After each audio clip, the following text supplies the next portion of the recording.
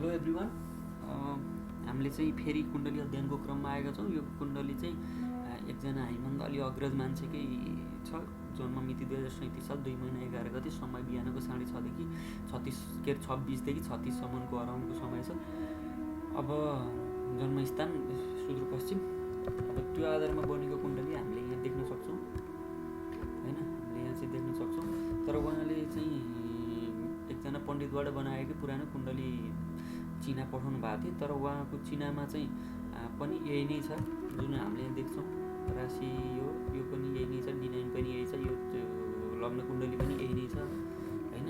तर उहाँले चाहिँ सिंह राशि टीबाट नाम भन्नुभएको छ। तर उहाँको राशि टोबाट कन्या राशिको प्रथम पाउमै पर्छ होइन, प्रथम चरणमै छ।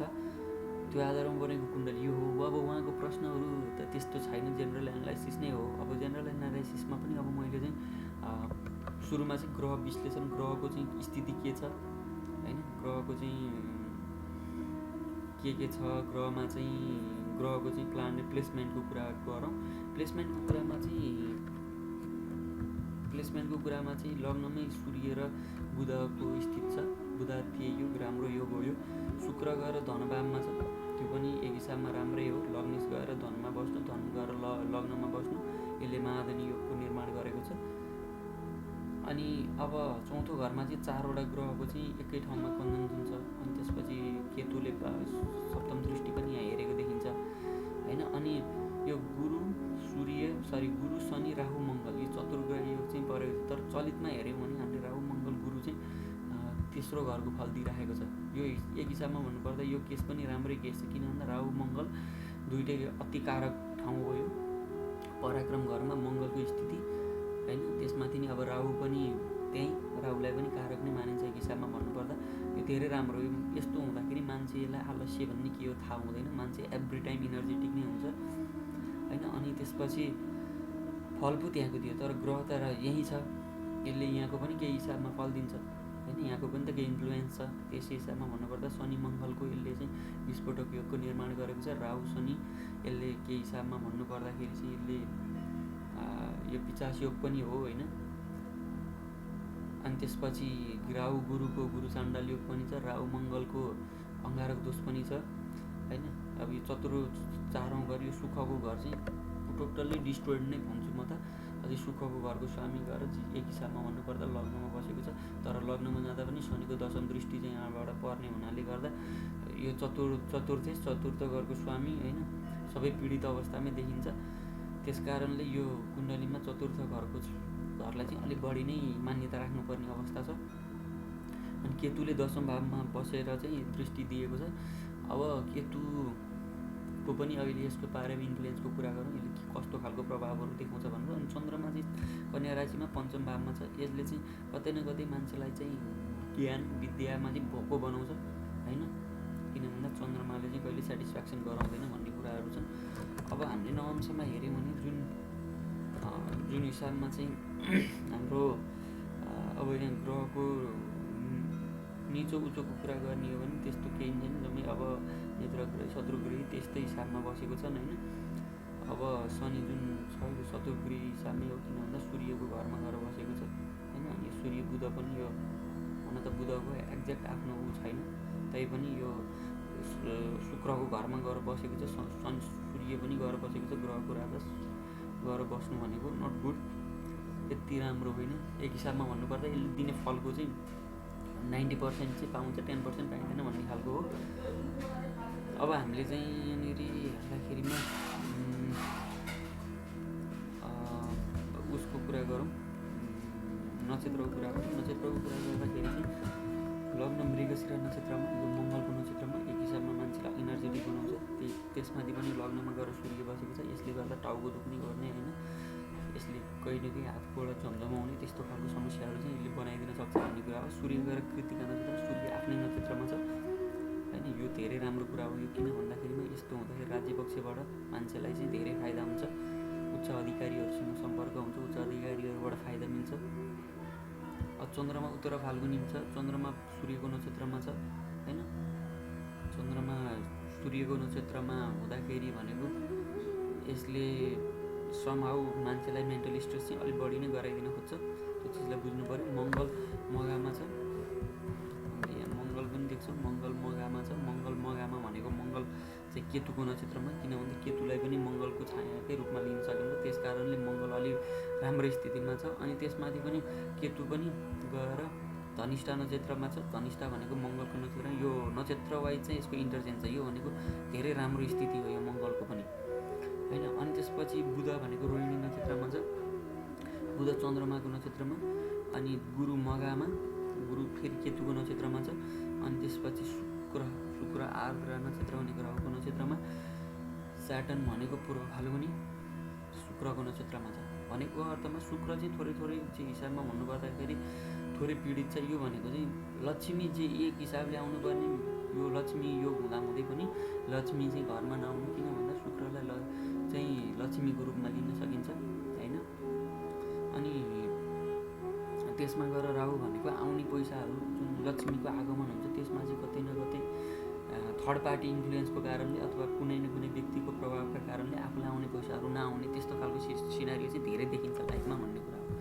लगभग ग्रह स्थितिको विषयमा यति नै हो होइन।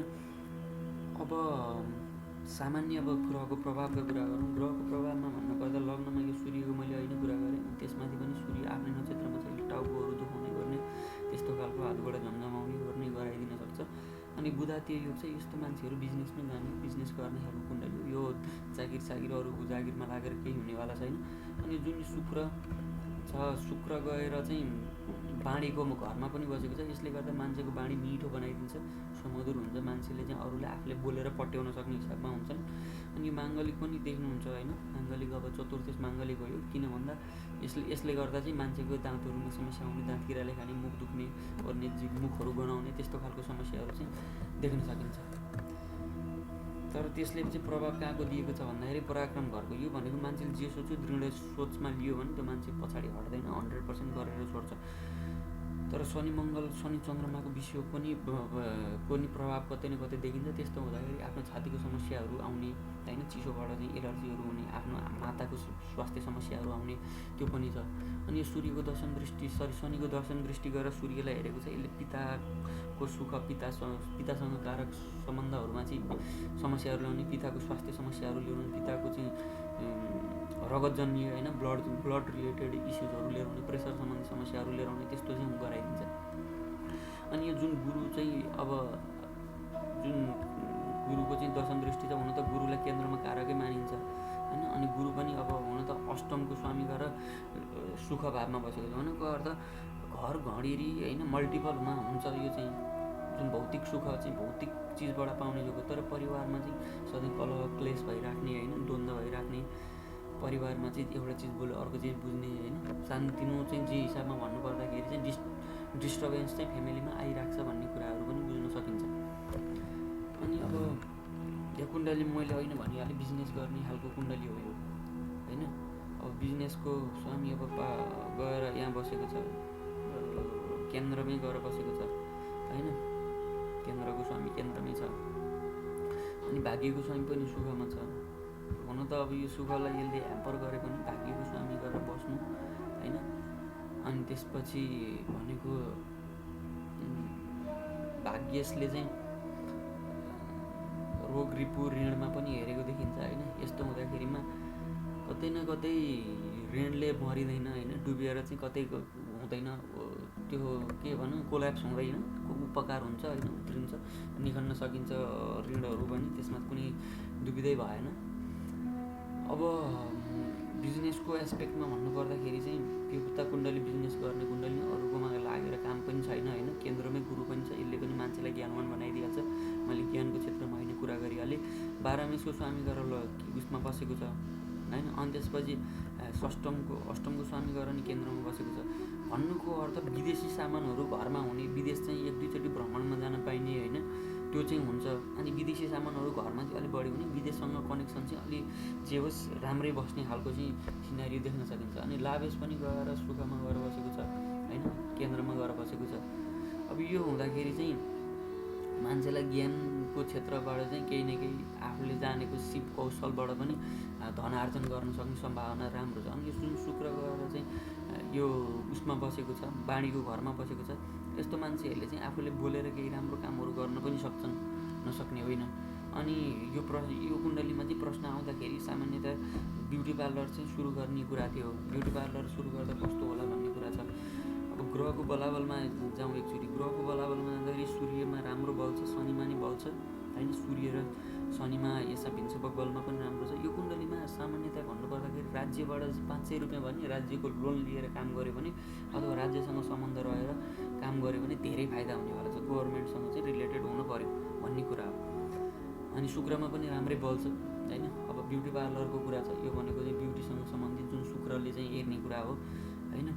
अब दशामा जाउँ, योगिनी दशामा अहिले के चलिरहेको छ भन्ने कुरा हो। योगिनीमा अहिले तपाईँलाई राहुको समय चलिरहेको छ। यो त्यति राम्रो केस होइन होइन। अब 2024 पछि अब घरमा कोही बुढाबुढी हुनुहुन्छ भने ख्याल गर्नु होला। 2024 देखि 2026 घरमा जुट्नुपर्ने चान्सेस छ होइन। अब कोही अलि उमेर पाएको मान्छे हुनुहुन्छ भने स्वास्थ्यको चाहिँ ख्याल गर्नु पऱ्यो उहाँहरूको होइन। तर अहिले तत्काल चलेको भनेको चाहिँ राहुमा तपाईँलाई अक्टोबर भनेको लगभग असोजसम्म चाहिँ गुरु छ। राहुमा गुरु भनेको अब यसले त हुन त तपाईँको कुण्डलीमा राहुलाई जे होस् वृष लग्नमा राहुलाई कारक नै रूपमा लिन्छ होइन। केन्द्रमा छ, यसले गर्दा पोलिटिक्समा पनि अग्रसर चाहिँ गराउँछ। राहु र केतुले कतै न कतै राम्रो पदवीहरू दिलाइदिन्छ भन्छन्। मान्छे अलिक कुटिल स्वभावको हुन्छ, दिमाग चाहिँ आस्ते चलाकी स्वभावको हुन्छ होइन। त्यही भएर पनि हो होइन। अनि अब राहुमा गुरु चलिरहेछ, दुइटै अब पराक्रमको पनि स्वामी दिएको छ। मान्छेले सोचेको दृढ गरेको चिजमा पुरा हुन्छ, गर्ने हो होइन। अब विषमतरी दशामा भिन्सोत्तरी दशामा जाँदाखेरि भिन्सोत्तरीमा अहिले तपाईँलाई गुरुको महादशा चलिरहेछ। एक हिसाबमा भन्नुपर्दा यो लग्नमा यो दशा राम्रो होइन। भन्नुपर्दा योगिनीमा पनि तपाईँको जे होस् 2000 कतिसम्ममा थियो, योगिनीमा पनि तपाईँको 2027सम्म त्यति राम्रो गुड देखिँदैन होइन। भिन्सोत्तरीमा आउँदा पनि गुरुको समय चलिरहेको छ। यो पनि त्यति गुड होइन। तर केन्द्रमा बसेको पराक्रममा बसेको हिसाबले कुरा गर्दाखेरि चाहिँ होइन, यसले के थोरै जे भयो नि त्यति ब्याड रिजल्ट चाहिँ दिँदैन। अब अहिले गुरुमा शनि चलिरहेछ। अब आउने नोभेम्बर भनेको कार्तिकसम्म चाहिँ गुरुमा शनि छ होइन। शनिलाई पनि एउटा जीविकोपार्जनको रूपमा, त्यसको कारकको रूपमा लिइन्छ, बिजनेसको कारकको रूपमा लिइन्छ होइन। अब अहिले तत्काल तपाईँले सुरु गर्नको लागि चाहिँ पहिले चन्द्रमा भने चाहिँ मङ्गल राहु यो जुन जुलाई यो लगभग साउन भदौसम्म चाहिँ सुरु नगर्नु होइन। त्यसपछि चाहिँ लगभग नोभेम्बरसम्म असोज कार्तिकतिरबाट चाहिँ सुरु गर्दा चाहिँ जे होस्। अझै तपाईँ जान चाहनुहुन्छ भने त त्यसभन्दा पछाडि नै जानु। यो लगभग मङ्सिरतिरबाट चाहिँ सुरु गर्दा चाहिँ अझै मैले बेस्ट देख्छु भन्ने कुरा हो होइन। बिजनेसको लागि लगभग त्यही नै हो होइन। अनि यो कला कौशलकै हो। शुक्र गएर द्वितीय घरमा कलाकै घरमा गएर बसेको छ। एक हिसाबमा भन्नुपर्दा मान्छेलाई चाहिँ कलाप्रेमी नै बनाइदिन्छ भनौँ न होइन। अनि त्यसपछि अब अरू कुरा भनेको अनि तर चलितमा हेर्दाखेरि यो बुध र शुक्रको चाहिँ युति देखिन्छ। यसले गर्दा परिवारमा चाहिँ सासूसँगको सम्बन्धहरूमा चाहिँ त्यति नराम्रो हुने होइन। सासूसँग रिलेटेड चिजहरूमा चाहिँ इस्युजहरू आउने भन्ने कुरा छ। तर अब गुरु र यो बुध र शुक्रले चाहिँ धनको क्षेत्रमा चाहिँ राम्रो अवसरहरू जुटाउँछ, धन पनि आर्जन गराइदिन्छ भन्ने कुरा हो होइन।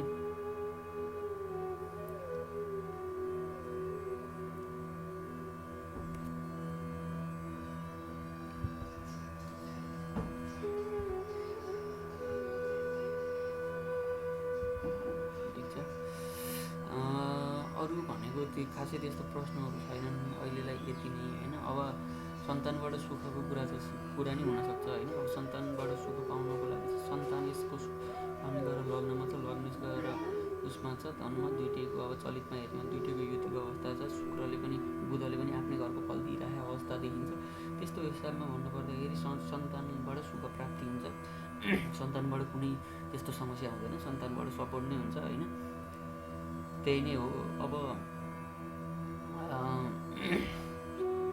अनि यो चन्द्रमा जुन यो उसमा छ होइन, यो भनेको चाहिँ आकस्मिक भन्दा नि एक हिसाबमा भन्नुपर्दाखेरि चाहिँ लटरी सट्टा होइन, अनि त्यसपछि सेयर मार्केट त्योसँग रिलेटेड हो। चन्द्रमा चाहिँ गएर बसेको छ। यसमा चाहिँ तपाईँले अब त्यो ढुकुटी सुकुटी पनि खेल्ने त्यतातिर नि ड्रिभन चाहिँ गराइदिन सक्छ होइन। त्यो चिज पनि बुझ्नु पऱ्यो। त्यो चिजमा पनि अब त्यसको स्वामी गएर बसेको चाहिँ ठिक छ, म त राम्रै अवस्था देख्छु। अब शुक्रको पनि 9 र 21 डिग्री लगभग डिग्री वाइज पनि अलिक टाढै छन्, अस्त पनि गराइरहेको अवस्था छैन। त्यस्तो हुँदाखेरि जे होस् एक हिसाबमा भन्नुपर्दा फाइदै गराइदिन्छ। मान्छे अलिक चलाखै हुनुहुन्छ, त्यसमा कुनै दुविधै भएन। त्यही नै हो होइन। अब अरू अब केही प्रश्न छन् भने गर्न सक्नुहुन्छ। अहिलेलाई लगभग यति नै हो। प्रश्नहरू खासै नभएको कारणले गर्दा नि होइन। बिजनेसमा अहिले समरीमा कुरा गर्दाखेरि तपाईँको प्रश्न बिजनेस थियो, बिजनेसमा beauty parlour related, okay you can go with that. तर मङ्सिरपछि सुरु गर्दा चाहिँ केही न केही राम्रो देखिन्छ भनौँ न होइन। तर ओभरअल भन्दाखेरि 2027 नट गुड होइन। 2027सम्म चाहिँ अप्स एन्ड डाउनहरू आइराख्ने अवस्थाहरू देखिन्छ। अनि 2024देखि 26को समयमा चाहिँ ख्याल गर्नु पऱ्यो। परिवारमा पनि अब कोही बुढीबुढी लागेको मान्छे हुनुहुन्छ भने, स्वास्थ्य स्थिति चाहिँ अलिक गम्भीर भएको मान्छे हुनुहुन्छ भने ख्याल गर्नु पऱ्यो। उहाँहरूको चाहिँ केही न केही तलमाथि हुनसक्छ भन्ने कुरा हो। अब राहुमा शनि आउँछ, त्यसपछि त्यो पछि शनिपछि शुक्र आउँछ। राहुमा शुक्र एक हिसाबमा भन्नुपर्दा ठिक छ, राम्रै। म चाहिँ जे होस् राम्रै भन्छु, अप्स एन्ड डाउन भए पनि होइन। तर जति तपाईँले यो 2000देखि 2018 जुन यो 18 वर्षको समय छ, त्यसमाथि पनि 10देखि 11 2010देखि 11को समय जुन थियो, त्यो समय तपाईँले अलिक टफ नै टाइम बिताउनु भयो होला सायद, जहाँसम्म मलाई लाग्छ। 5देखि 8सम्म यो 3 वर्ष पनि जे होस् भन्नुपर्दा 2000देखि 2018सम्म जुन यो 18 वर्षको समय थियो, त्यो समय तपाईँले जे होस् फ्लक्चुएसनमै बिताउनु भयो। त्यसमा अनि त्यति राम्रो समय पनि भएन होला। अनि 5देखि 8सम्म पनि जुन यो 3 वर्षको समय थियो, त्यो समय पनि तपाईँको त्यति राम्रो गएन होला होइन। राहुमा शनि चलिरहेको अवस्था थियो, त्यति अवस्थामा पनि घरमा कसैको निधन भएर होइन, आफ्नो नजिकै मान्छे पनि बित्नु भएको अवस्था पनि हुनसक्छ भन्ने कुरा हो। अनि त्यसपछि पनि 10देखि 11 यो समय पनि तपाईँले नराम्रै बिताउनु भयो होला। तर अबको समय भनेको 2034सम्मको समयलाईमा जे होस् नराम्रो भए पनि होइन, जे होस् नराम्रो भन्नाले त्यति ब्याड होइन, तर पनि 60-70% भन्दा मान्छेले रिजल्ट दिन सक्दैन क्या भन्नाले। तर त्यसपछि 2034देखि 53सम्मको लाइफमा तपाईँको सबैभन्दा पिक पिरियड नै यही हो होइन। यो समयमा चाहिँ तपाईँले जे होस् राम्रो गर्नुपर्छ। अझ 2037 पछिको समय भनेको चाहिँ बेस्ट टाइम देखिन्छ। किन भन्दा शनि यो वृष लग्नको कुण्डलीमा शनि चाहिँ कारक देखिन्छ, त्यसमाथि नि केन्द्रमा छ होइन। भाग्येश पनि हो। भाग्येशको महादशा पनि 2034 पछिको समय भनेको लाइफको पिक पिरियड हो। त्यसपछि तपाईँले धेरै ठुलो केही न केही गर्नुहुन्छ भन्ने मलाई विश्वास छ। अहिलेको लागि धन्यवाद।